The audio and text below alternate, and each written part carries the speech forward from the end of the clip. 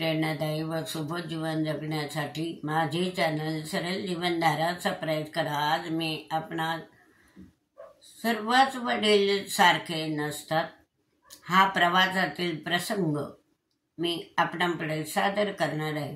प्रवास म्हटला म्हणजे सर्वांना आनंददायी वाटतो आणि आपण कोणत्या ना कोणत्या कामानिमित्तानं प्रवासाला निघतो आणि आपला प्रवास सुखाचा जावो।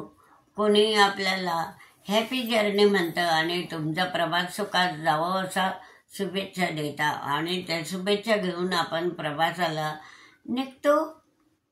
आणि मग मला असंच नाशिकला जायचं होतं, रिझर्वेशनच्या डब्याचं तिकीट होतं आणि मग गाडी घेता बरोबर बसली। समोरच माझ्या समोरच एक जोडपं होतं, त्यांच्याजवळ एक मुलगा होता आणि बाजूलाही एक असं साईडला समोरासमोरचं आणि साईडला बाकावर दोन मुलं आणि दोघं नवरा बायको, ते एक कुटुंब होतं। आता सुरुवात अशी होतोय, चढता बरोबर बसायची जागा, सामान आवरायची जागा ते आपण करतो आणि आपला सामान व्यवस्थित बसला की कोणी पुस्तक वाचतं, कोणी खिडकीतून इकडे तिकडे झाडे वेली पाने फुले जे काही देखावे असले ते पाहत बसतात आणि मजा वाटते। काही काही लोक फेरीवाले येतात, गाणे म्हणणारे येतात, असे मागणारे ते येतात, आपण त्यांची सुद्धा मजा पाहतो। आणि असे जे काही पुस्तकातील पुस्तकप्रेमी असतात ते आपले पुस्तक वाचतात। तर अशा प्रकारे थोडा वेळ मी टाईमपास करून मग बसली, खिडकीकडे बघत बसली आणि झाडे वेली पाने फुले। आता मला थोडा लिखाणाचा छंद असल्यामुळे मला ती सवय असते, किंवा एखादं पुस्तक घ्यायचं आणि वाचत बसायचं, किंवा एखादी वही काढायची 4 ओळी लिहित बसायच्या, असा माझा प्रवास असतो। तसंच केलं मी। तोवर शेजारचे ते 2 मुलं आणि ते एक बाई जवळ एक मुलगा, पापा जवळ एक मुलगा। तो मुलगा कसा म्हणतो, आला फेरीवाला आला आणि पॉपकॉर्न पॉपकॉर्न पॉपकॉर्न।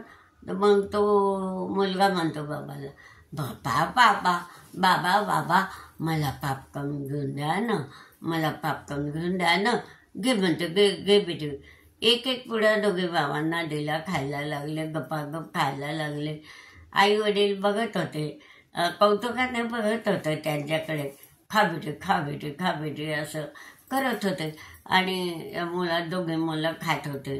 मोठा मुलगा बापाजवळ बसून बापाच्या पायावर पाय देत होता, खात होता, मजा मारत होता, उड्या मारत होता त्याच्या अंगावर आणि बाप आपला गप्प बसून पोराला सांभाळत होता आनंदाने। छोटा आईजवळ बसला होता आणि माझ्यासमोरच एक सुटपॅन्ट घातलेला माणूस आणि त्याची बायको, एकच मुलगा होता त्यांच्याजवळ।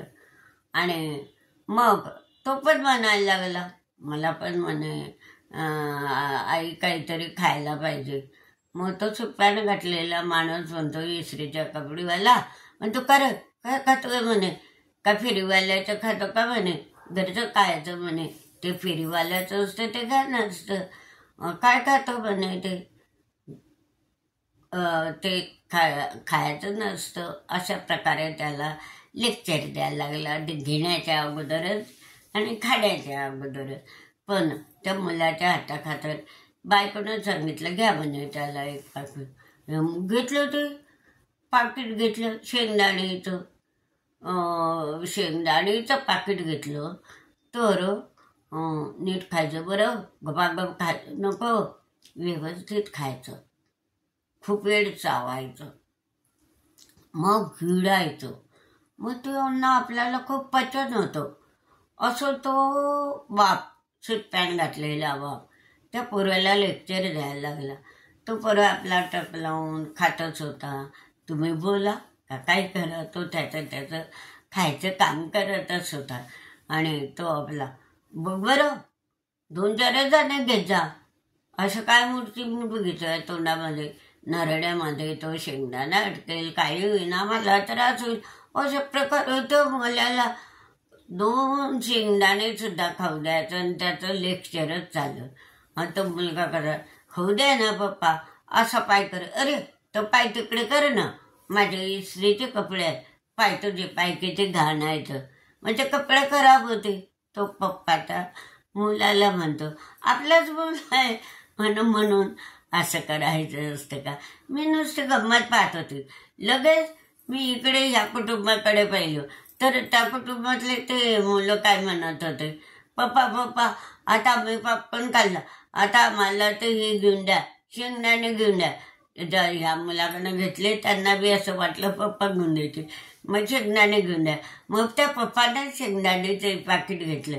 मुलं गप्पागप खात होते.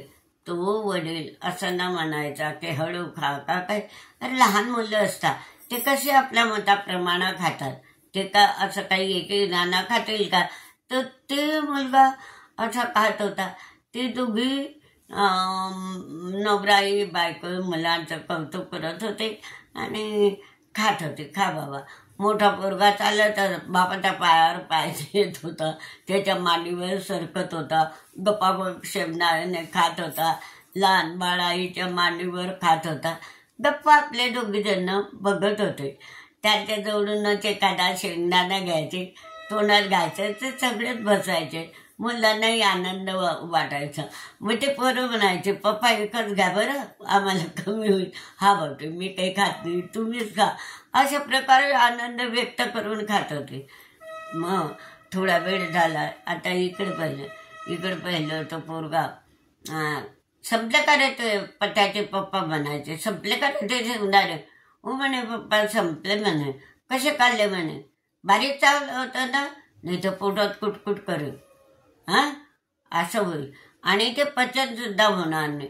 अशा प्रकारे एक पिढी घेतलेली त्या बापाने त्या पोराला 17 लेक्चर दिले आणि 17 वेळा त्याची पचनाची, खाण्यापिण्याची आणि कपड्याची ते इतकी सोय करत होता. तर पोरांनुसं हात लावला तर ते हात सुद्धा त्याला इस्त्रीचे कपडे आहेत, हात डोकं लावून पाय नीट कर, तुझ्या आईच्या मांडीवर बस, असं त्या लहान मुलांना तो हे करत होता. मी इकडे पाहत होते ह्या कुटुंबाकडे, ते 2 मुलं ते बायका, आनंद, असा आनंद लुटा ते दोघी जण असे मुलांना प्रेम देता देता ती मुलं त्यांचे पाहतो. मुलगा पायावर पाय दे बापाच्या, तरी वर चढतोय जा बाप, आणि किती त्याचं प्रेम होतं.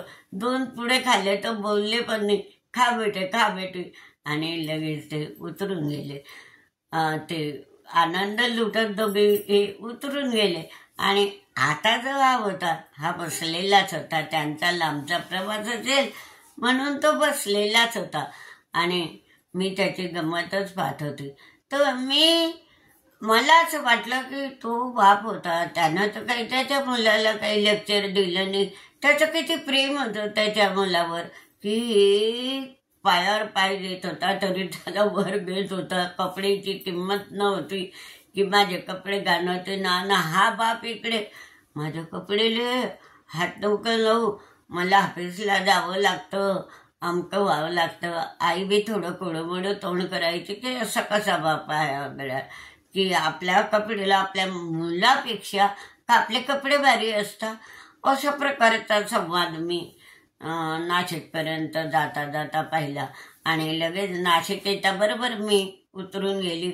आणि म्हणून मला हा वडील हे सगळे सारखेच नसतात. काही वडील असे चिडचिडे असतात. त्याला त्याच्या कपड्याची किंमत होती पण मुलाची किंमत होती. इकडचा बाप तू माझे कपडे घालवत का, काही होत, तुम्ही गप खा काही करा, पण आनंद लुटा. तर म्हणूनच मी हा प्रसंग तुमच्या पुढे असा सादर केला की प्रत्येक आई वडील सारखे नसतात. तर प्रत्येक वडिलांनी सुद्धा आपल्या मुलांवर प्रवासामध्ये म्हणा, घरी म्हणा, त्यांचं म्हणणं ऐकायलाच पाहिजे. आणि त्यांच्या म्हणण्याप्रमाणे जर आपण वागलो तर त्यांना असं वाटतं की आपल्या वडिलांचं आपल्यावर किती प्रेम आहे, आपल्यावर किती माया आहे, आपल्यावर किती दया आहे, आपल्यावर आमचे वडील किती चांगले आहे, आमची आई किती चांगली. अशा प्रकारची वागणूक मुलांना आपण द्यायला पाहिजे. वडिलांनी, आई तर देतेच पण वडिलांनी सुद्धा अशा प्रकारची वागणूक द्यायला पाहिजे. का हा प्रसंग मला सांगावंसं वाटला. तिकडं वडील सगळे सारखे नसतात, तर ह्या दोन्ही कुटुंबाचा फरक जेव्हा मी तो प्रसंग पाहिला गाडीमध्ये, तो प्रसंग मी आपल्या पुढे सादर केलाय. हा व्हिडिओ अवश्य पहा आणि आपल्या मुलांवर प्रेम, दया, माया करून त्यांना प्रवासात आपल्या पाठीची घेऊन, पोटाची घेऊन, त्यांना कुरवाडून आनंद देऊन, जो काही खाऊ मागतील तो देऊन त्यांचा आनंद त्यांना लुटू द्या. आणि प्रत्येकाने हा व्हिडिओ पहा आणि लाईक व शेअर करा.